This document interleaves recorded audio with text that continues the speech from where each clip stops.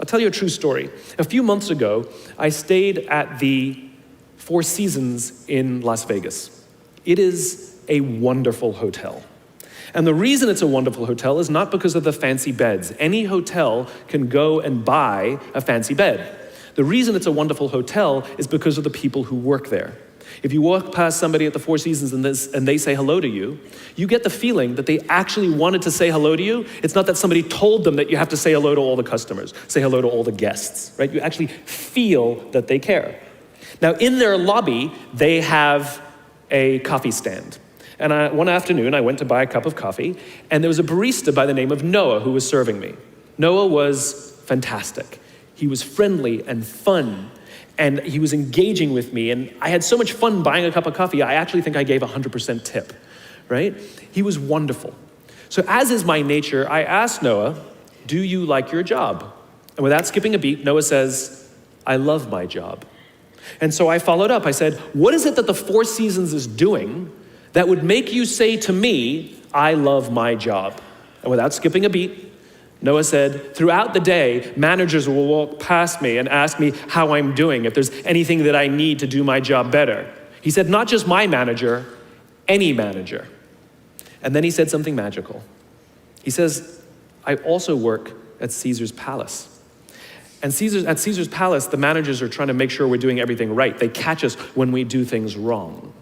He says, when I go to work there, I like to keep my head under the radar and just get through the day so I can get my paycheck.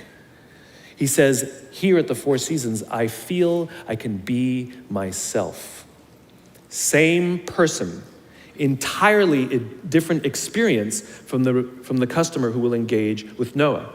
So we in leadership are always criticizing the people. We're always saying, we gotta get the right people on the bus. I've gotta fill my team. I gotta get the right people. But the reality is, it's not the people, it's the leadership.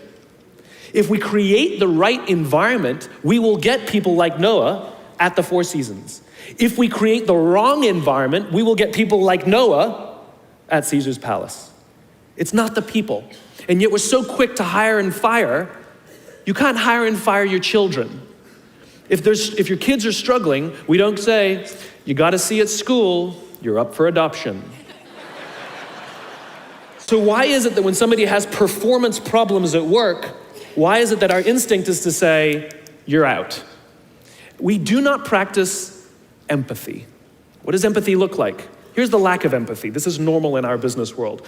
You walk into someone's office, someone walks into our office and says, your numbers have been down for the third quarter in a row. You have to pick up your numbers, otherwise I can't guarantee what the future will look like. How inspired do you think that person is to come to work the next day? Here's what empathy looks like. You walk into someone's office, someone walks into your office and says, your numbers are down for the third quarter in a row. Are you okay? I'm worried about you. What's going on? We all have performance issues. Maybe someone's kid is sick. Maybe they're having problems in their marriage. Maybe one of their parents is dying. We don't know what's going on in their lives. And of course it will affect performance at work. Empathy is being concerned about the human being, not just their output.